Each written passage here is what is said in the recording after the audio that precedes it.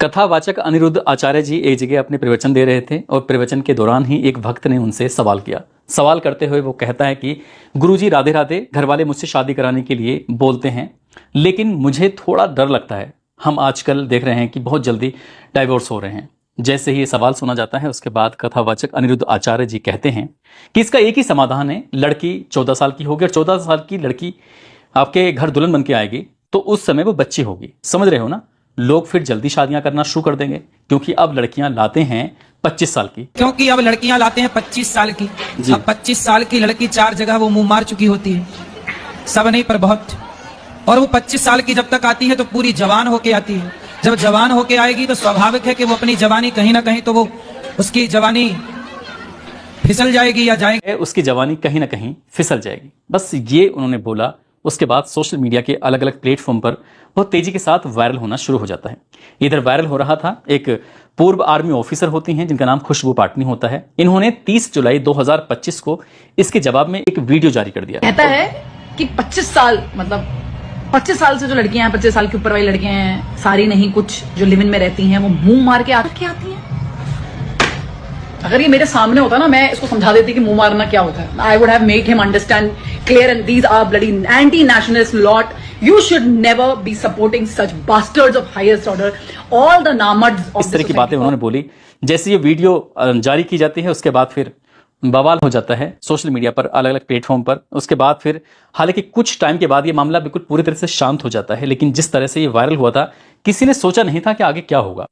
कुछ दिन बीत जाते हैं और कुछ दिन बीतने के बाद आखिरकार उनके घर पर एक के बाद एक कई राउंड गोलियां चलाई जाती हैं और वाकई इसके बाद फिर एक ऐलान किया जाता है कि गोलियां हमने चलाई हैं और हमें किसी से डर नहीं लगता।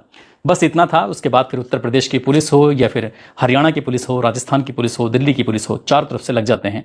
वो जो गोली चलाने वाले 2 थे वो पकड़े जाते हैं तो गोलियां लगती हैं और गोली लगते ही वो ढेर हो जाते हैं। पूरी कहानी क्या है शुरू से आखिर तक, कैसे वो आए थे, कैसे वो पकड़े जाते हैं, आज की इस कहानी के माध्यम से यही जानने की, यही समझने की कोशिश करते हैं।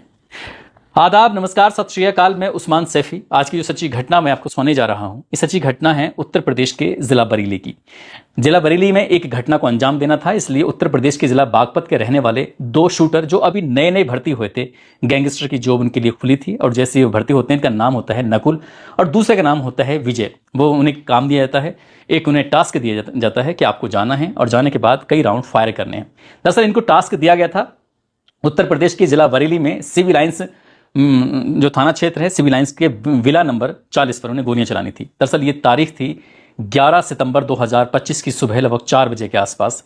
वो जाते हैं बाइक पर, अपने जाने के बाद बिल्कुल घर के ठीक सामने से बजाय वहां रुकने के, गलती से गलतफहमी के चलते उनकी बाइक थोड़ी आगे चली जाती है, करीब 100 मीटर दूर जाने के बाद पिस्टल निकालते हैं हीरो गर्दी की तरह और निकालने के बाद एक के बाद एक कई राउंड फायर कर देते हैं। जैसे फायर करते हैं वहां से बड़ा खुश होकर वो वापस आ रहे थे। अब उन जिन्होंने ये काम दिया था, जिन्होंने ये जिम्मेदारी दी थी, दरअसल वो टीवी के सामने बैठ जाते हैं, अलग अलग न्यूज चैनल खोल के देख रहे थे। कुछ लोगों की जिम्मेदारी दी थी कि आपको सोशल मीडिया के अलग अलग प्लेटफॉर्म देखने हैं, देखो न्यूज चल रही है कि नहीं चल रही है। अब सुबह 4 बजे इन्होंने इस घटना को अंजाम दिया। ये 11 सितंबर 2025 की बात है। दिन भर बैठे रहते हैं लेकिन कोई न्यूज़ ही नहीं बनती। बड़े परेशान हो जाते हैं कि ऐसा कैसे हो सकता है कि गोली तो चली थी लेकिन न्यूज़ क्यों नहीं बनी। अब ये पहली टीम थी जो अभी नौसिखिए थे, अभी नई नई जिम्मेदारी मिली थी, वो ठीक से इस काम को कर नहीं पाए। टीम बी का भी पहले से ही इंतजाम था और टीम बी और टीम ए दोनों आपस में मिलते हैं, पूरी कहानी बताई जाती है। हम ऐसे गए थे, हमने गोली चलाई थी, हमने ये काम किया, सारे सब कुछ सही सही बताते हैं। कहते हैं कि तुम ठीक है अपने घर जाओ, अपना काम करो, अब इस जिम्मेदारी को हम निभाते हैं। दोनों शूटर अपने जो निर्धारित समय सीमा अपने तय करते हैं और निर्धारित समय सीमा तय करने के बाद आखिरकार 12 सितंबर 2025 की सुबह 3:36 के आसपास फिल्म अभिनेत्री जिनका नाम दिशा पाटनी होता है, जो कई फिल्मों जैसे कि MS धोनी की ऊपर जो फिल्म बनी थी उस फिल्म में भी आई थी, बागी फिल्म में भी आई थी, जो मशहूर अभिनेत्री हैं, उनके वो घर के सामने खड़े हो जाते हैं, घर के ठीक सामने खड़े हो जाते हैं। दरअसल जो ये घर है दिशा पाटनी का, इनके पिता का नाम है जगदीश सिंह पाटनी, जो कि उत्तर प्रदेश पुलिस में DSP के पद से रिटायर्ड हो चुके हैं। जो इनकी मां है पद्मा पाटनी और साथ ही बड़ी बहन जिनका नाम है खुशबू पाटनी, जो कि एक्स आर्मी ऑफिसर हैं, जो कि बताया जाता है कि 34 साल की उम्र में वो मेजर के पद से रिटायर हो चुके हैं। वो इस वक्त, इस दौरान जो तारीख थी 12 सितंबर 2025 सुबह लगभग 3:36 के आसपास ये अपने घर में सोई हुई थी। बाइक आती है, एक ने हेलमेट लगाया हुआ है, दूसरा बिना हेलमेट के था। बड़े एकदम ऐसे समझ लो जैसे कि बड़े जिम्मेदारी पहले से निभा चुके हैं। जो पहले आए थे नौसिखिए उनसे कहीं ज़्यादा ये होशियार हैं, ऐसा उनकी बॉडी लैंग्वेज से, ऐसा उनकी गाड़ी चलाने के अंदाज से ये साबित हो रहा था। घर के ठीक सामने खड़े होते हैं, छज्जे को निशाना बनाया जाता है, एक के बाद एक लगातार गोलियां चल रही थी। 9 राउंड गोलियां चलाई जाती हैं और वो गोलियों के निशान सारी दीवार पर इधर उधर जाकर छप जाते हैं। बस वो यहां से निकल जाते हैं, निकलने के बाद जहां उन्हें जाना था आराम से निकल जाते हैं। लेकिन दिन निकला भी नहीं था, अब ये खबर सोशल मीडिया के अलग अलग प्लेटफॉर्म पर बहुत तेजी के साथ वायरल होने लगती है।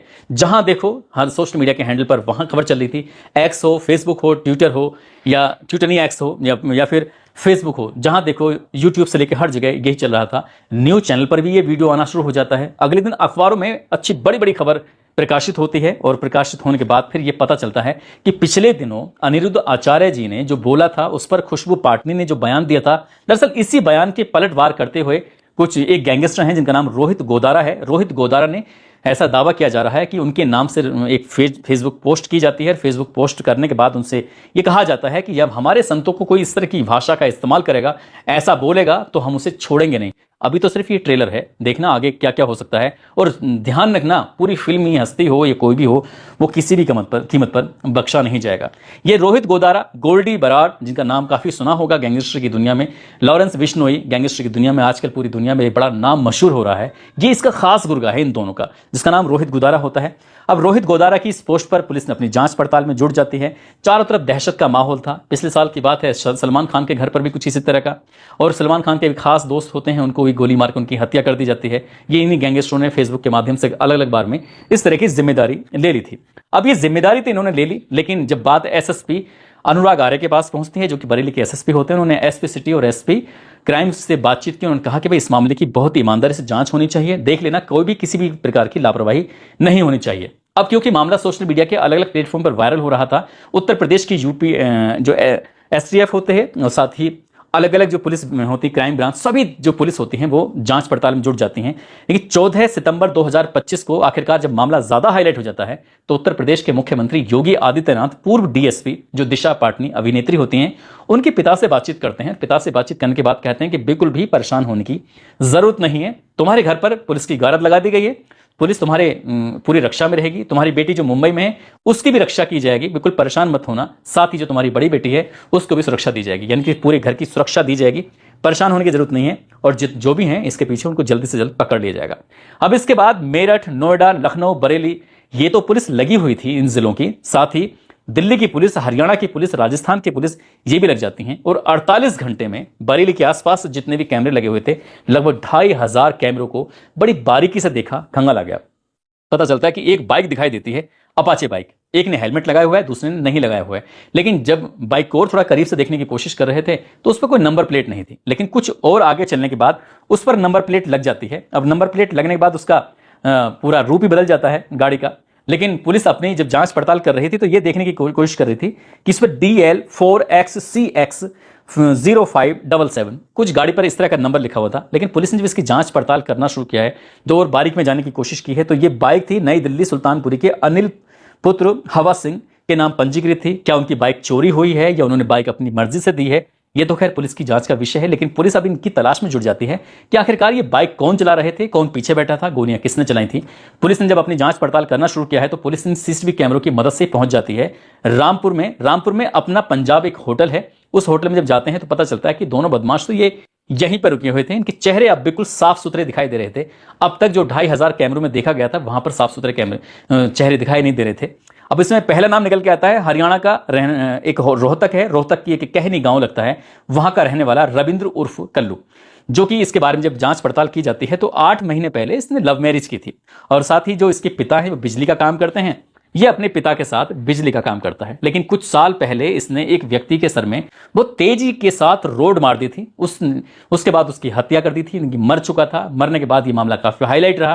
पुलिस ने इसे गिरफ्तार किया, जेल भेजा। लेकिन ये बाद में ये कुछ गलत संगत में पड़ जाता है और ऐसा लगने लगता है कि जैसे क्या आजकल सोशल मीडिया पर जो शॉर्ट लाइफ है ना, वो ज्यादा अपनाने की कोशिश करते हैं। गैंगस्टर की दुनिया, गैंगस्टर के जो बदमाश होते हैं वो खासकर युवाओं को इतना ज्यादा पसंद आते हैं कि उनके जैसा दिखना, उनके जैसे कपड़े पहनना, उनकी जैसी बातें करना, उनकी जैसी वीडियो बनाना, इस तरह का स्टाइल उनमें नए युवाओं में पनपने लगता है। तो ये भी कहीं ना कहीं बड़े जो गैंगस्टर हैं जो दुनिया भर में आजकल नाम कमा रहे हैं, उनके संगत में आ जाते हैं, सोबत में आ जाते हैं, उनके संपर्क में आ जाते हैं।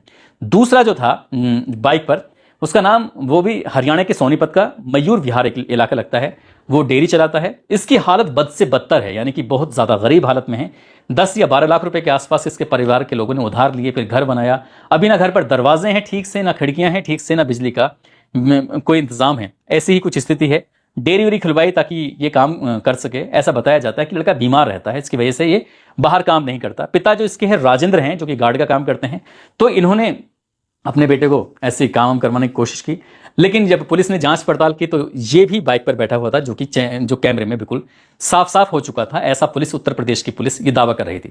पुलिस ने चारों तरफ से जाल बिछाना शुरू कर दिया, इनको घेरना शुरू कर दिया। और जब पुलिस ने घेरागारी करने की कोशिश की तो 17 सितंबर 2025 को इनकी लोकेशन मिल जाती है। उत्तर प्रदेश के जिला गाजियाबाद का ट्रोनिक सिटी है, वहां पर एक C10 पुलिस चौकी है, उसके आसपास ये निकलने वाले थे। तभी पुलिस ने लगभग 400 मीटर पहले ही घेराबंदी कर ली और घेराबंदी करने के बाद इन्हें रोकने का प्रयास किया। पुलिस ने जैसे इन्हें रोकने का प्रयास किया तो इनके पास तो जिगाना जैसी आधुनिक पिस्टल थी, जिससे क्या एक साथ कई गोलियां निकलती हैं। जिगाना एक पिस्टल और थी। तो इन्होंने बस लगातार जब गोलियां चलाना शुरू किया है तो पता चलता है कि लगभग 15 मिनट में इन्होंने 25 से 30 राउंड गोलियां चलाई थी, जिसमें 4 गोलियां पुलिस को छूते हुए निकली थी, जिससे पुलिस वाले घायल हो जाते हैं। 4 गोलियां पुलिस की जो गाड़ी थी उन पर लग जाती हैं। अब पुलिस ने जवाबी कार्रवाई में जब इन पर गोलियां चलाई हैं तो इन दोनों बदमाशों को भी गोली लग जाती है। दोनों बदमाश गंभीर रूप से घायल हो जाते हैं।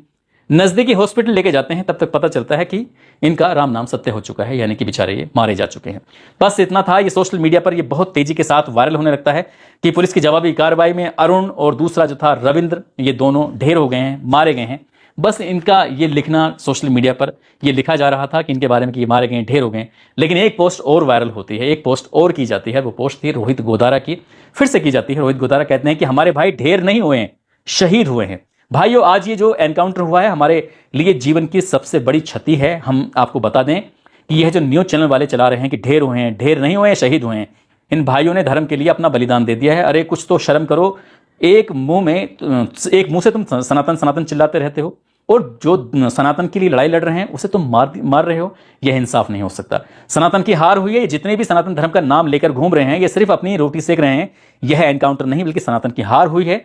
हम धर्म के लिए लड़ने वालों को इस हिंदुस्तान में मार दिया जाता है। अगर तुम इतने सच्चे हो तो उठो, आवाज उठाओ, हमारे शहीद भाइयों को इंसाफ दिलाओ। सनातन धर्म की आड़ में धंधा चल रहा है। मैं पूरे देश को यह बता देना चाहता हूं कि यह सनातन धर्म की आड़ में एक धंधा चला हुआ है। सभी देशवासी इनसे सावधान रहें। और हम अगर धर्म के लिए लड़ रहे हैं तो शहीद भाइयों के लिए हम वह भी काम कर सकते हैं जिसकी कोई कल्पना नहीं कर सकता।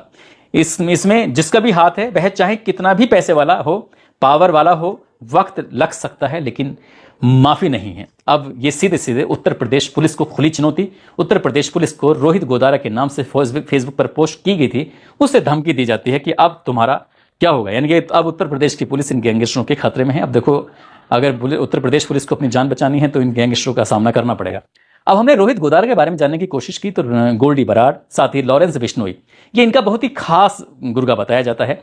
रोहित गोदारा ने अपनी उसकी जो करियर की, यानी कि गैंगस्टर में करियर की जो शुरुआत की थी वो साल 2010 से की थी। ये राजस्थान प्रदेश के जिला बीकानेर का लोनकरणसर का गांव लगता है, कपूरीसर, वहां का रहने वाला होता है। 2010 में अपराध की दुनिया में इन्होंने कदम रखा था और राजस्थान में इन पर लगभग 32 केस हैं, वो जैसे हत्या का, वसूली का, इस तरह से। और एनआईए ने इन पर 5 लाख रुपए का इनाम घोषित किया हुआ है और राजस्थान की सरकार ने इन पर 1 लाख रुपए का इनाम घोषित किया है। लेकिन जब इन्हें डर लगने लगा तो ये 13 जून 2022 को एक फर्जी पासपोर्ट पवन कुमार के नाम से बनवाते हैं और यहां से विदेश भाग जाते हैं। दिल्ली के रास्ते सीधे दुबई पहुंचते हैं।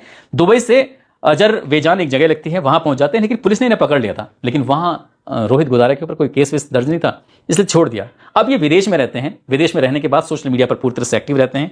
ऐसी फेसबुक आईडी, ऐसी यूट्यूब की आईडी, ऐसी इंस्टाग्राम की आईडियों को देखते रहते हैं कि कौन है ऐसा जिसे एकदम से हीरो बनने का चस्का है। ऐसे लोगों पर इनकी नजर रहती है। कम पैसों में हथियार इन्हें उपलब्ध करा देते हैं और दे देते हैं कि जाओ फला जगह करो, ऐसा करो, वैसा करो। ये बताया जाता है कि दिशा पाटनी के घर पर जो गोलियां चलाई गई थी वहां किसी को मारने का कोई मकसद नहीं था, बल्कि पूरी फिल्म इंडस्ट्री में, बल्कि उत्तर प्रदेश में भी अलग अलग जगहों पर एक मैसेज देना था कि कभी रोहित गोदारा के नाम से अगर कोई फोन आता है या फिर किसी गैंगस्टर के नाम से फोन आता है तो वक्त पर पैसे दे देना, अगर पैसे नहीं दोगे तो फिर इनके जैसा हाल कर दिया जाएगा। दोस्तों, इस पूरे घटनाक्रम को सुनाने का उद्देश्य किसी को परेशान करना नहीं है, किसी का दिल दुखाना नहीं है, बल्कि आपको जागरूक करना है, आपको सचेत करना है। पढ़ लिख कर कामयाब इंसान बनो।